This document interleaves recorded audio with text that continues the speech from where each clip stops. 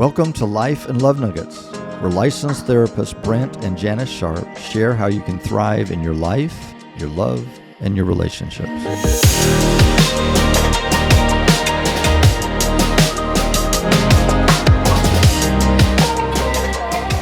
Hello, friends. Welcome back to Life and Love Nuggets. We're so glad that you're with us again. We started this series.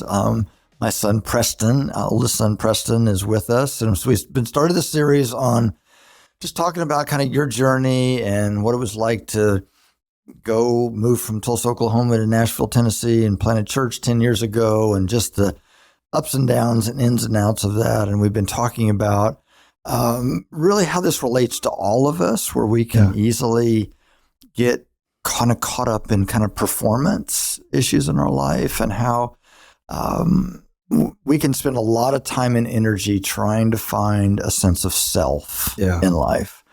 And we've kind of been taught since we were little people. Again, we've talked about whatever great families we've come from. I felt very loved and secure in with my parents.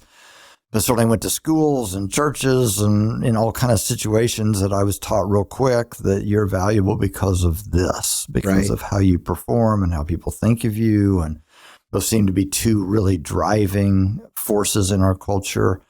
And we talked about the fact that those are kind of kingdom of man principles. And if we allow ourselves to flow whatever we do in life, we've just been talking about what it's like to be in the ministry, to do that. But whatever we do in life, if that's the pathway we're chasing, then we're going to probably struggle at some point, because we get to a certain level of accomplishment and, well, that's not quite enough. And I need to keep doing this, and I keep needing to do this. And so we talked about how to recognize that and to realize that the only way that we find a true sense of self is recognizing that we've been created with an intrinsic sense of value from who we're created in the image of, and that we have this sense of purpose in life, of reflecting the nature of God well in the world. Yeah. And so whatever we do in life. And so, but how easy it is. We ended the last discussion about kind of performance issues for pastors and what it's like when people leave our church. Yeah. And so, you're talking about the different things, people moving, and I decided to go to this church and do this and do that. And that pastors are kind of set up with, you're just as good as your last sermon. Yeah. When people used to say, "Oh, I loved what you shared today," I just kind of felt pressure that, I got to do a little bit better next time. Right. And you talked about reasons people would leave and so forth. And, I remember, somebody, and I felt like I'd poured my life into this family and helped them through different difficulties and stuff. And they said, our 4-year-old's playing soccer on a team with a little friend down the street, and he goes to this church that has this Sunday school, and so we're going to go to that church now. Right. And bless their heart, they had no idea how that would affect me again, and that pastors have to get to a place of being healthy to where I'm present with these people. I'm here to help them with where they're at. Certainly can't expect them to really take care of me. Right, exactly. I'm here to serve them. Yes. And it's easier said than done. Yeah, that's right.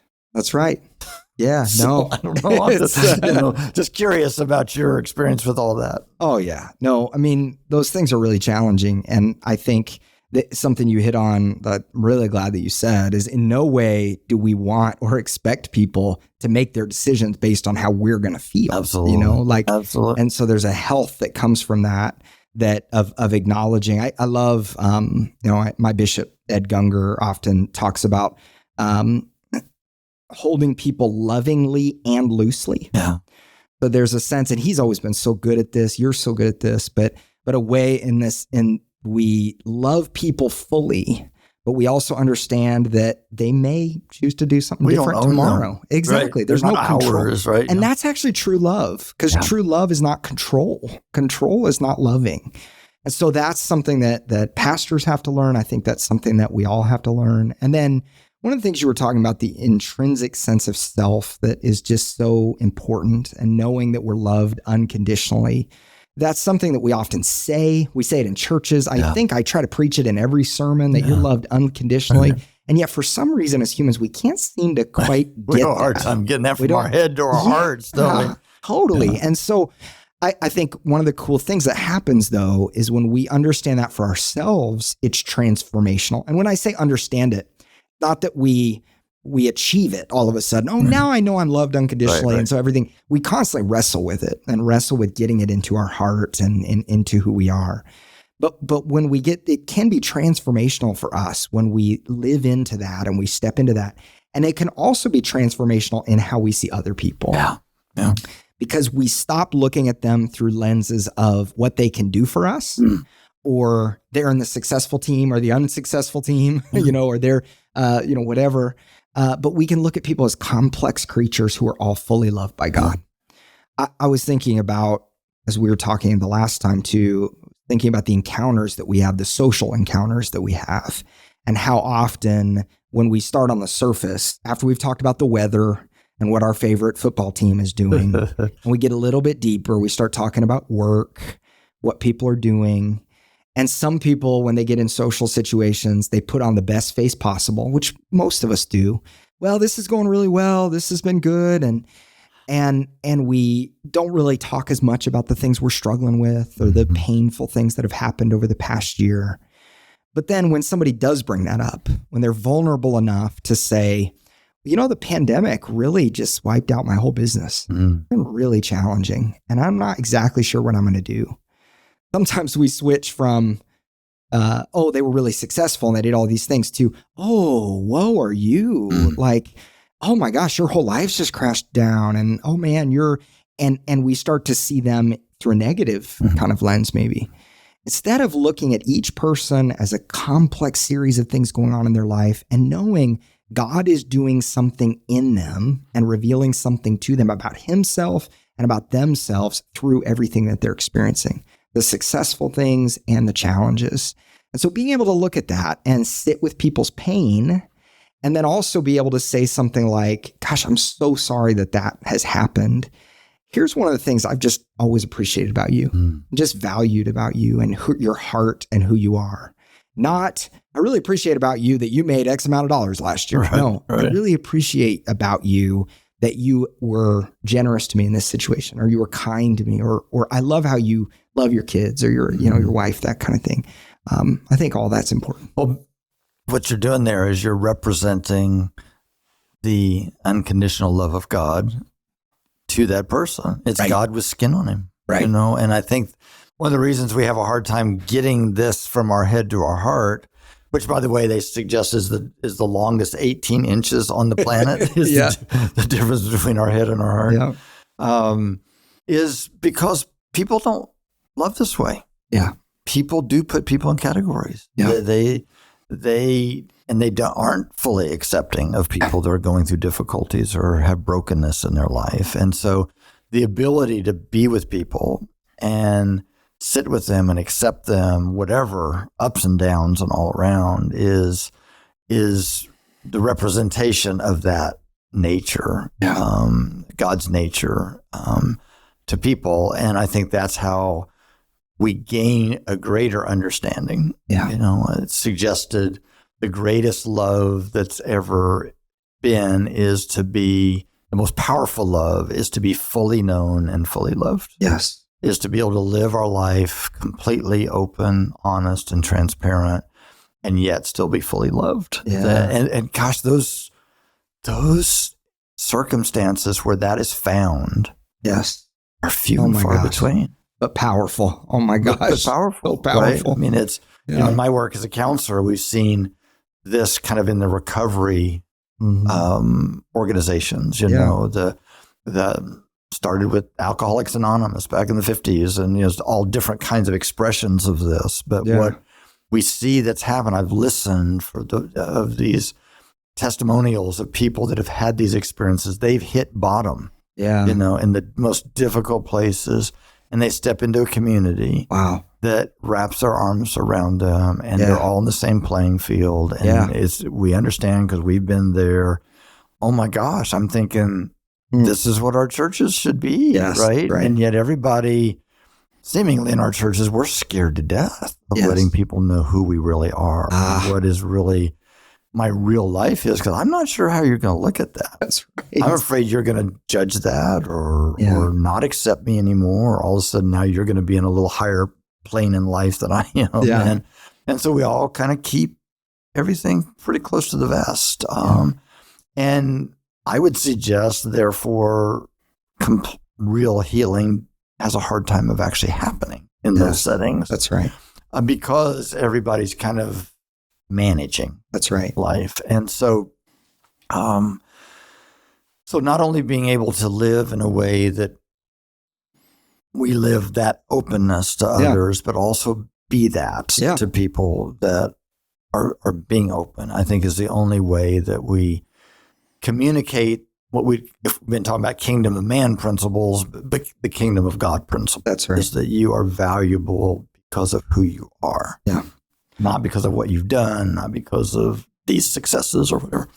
You talk about the challenge of getting it from your head to your heart, and I love that. Of course, when we talk about our heart, we're not talking about the muscle that pumps blood. Exactly. We're talking about the core of who we are, the essence of who we are. In fact, in Scripture, some places it suggests that we should translate heart belly, because it's like the center, the core of who we are that really emanates from us.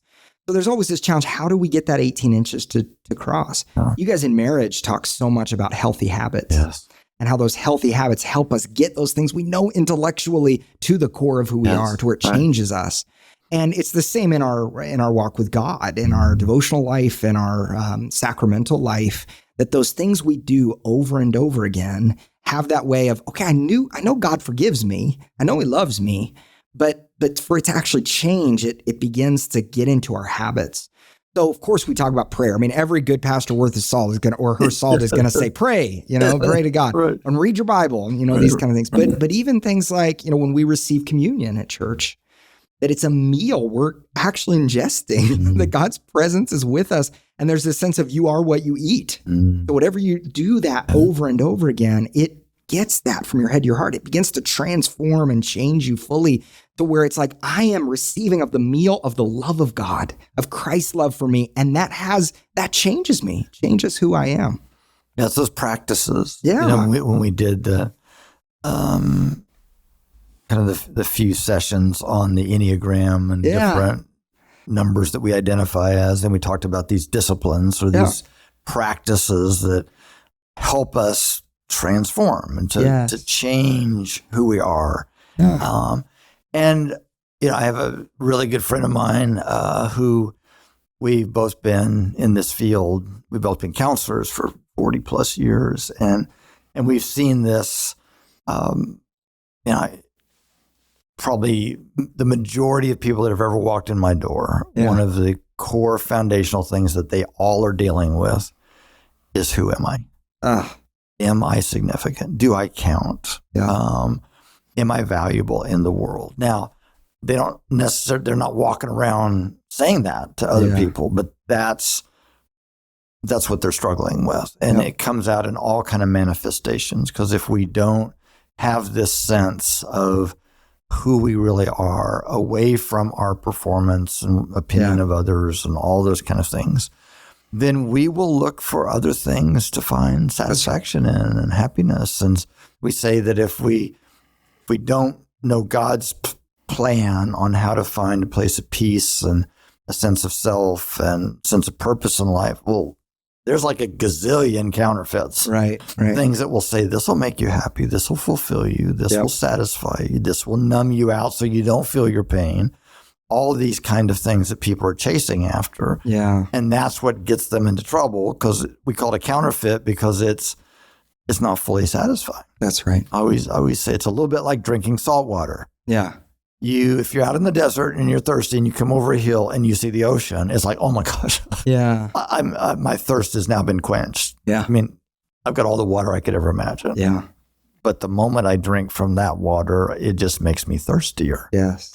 So a counterfeit is something we're chasing after that just never fully satisfies. So I have to have more and more and more. So I have to have more accomplishments, more success, more money, Yeah. more phenomenal experiences, more friends, more Facebook posts, or whatever. Yeah. And it never fully satisfies. Right.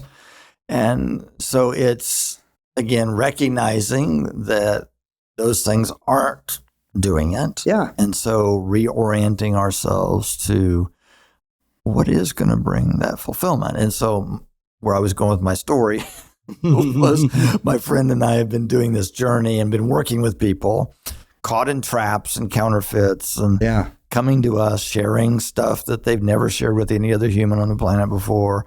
And wondering how we're going to even respond. I think they're a little nervous because they're not sure we're not going to shame them or whatever. Yeah. And then they all of a sudden feel like oh my gosh, this person's actually accepting me and loving me and caring for me.